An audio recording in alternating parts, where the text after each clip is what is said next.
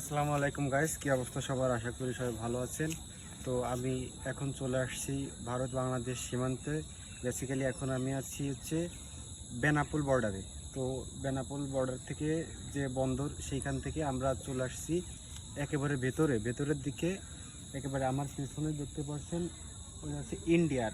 আমি যেখানে দাঁড়ায় আছি এটা হচ্ছে বাংলাদেশ। তো আপনাদের জিনিসটা আরও ক্লিয়ারভাবে দেখাই।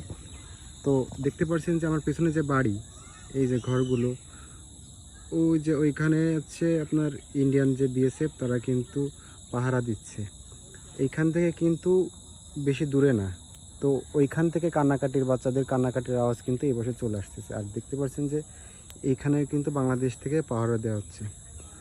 তো এইখান থেকে দূরত্ব শুধু একটা খাল দেখতে পাচ্ছেন। তো খালের পরে ইন্ডিয়া, আবার এই পারে বাংলাদেশ।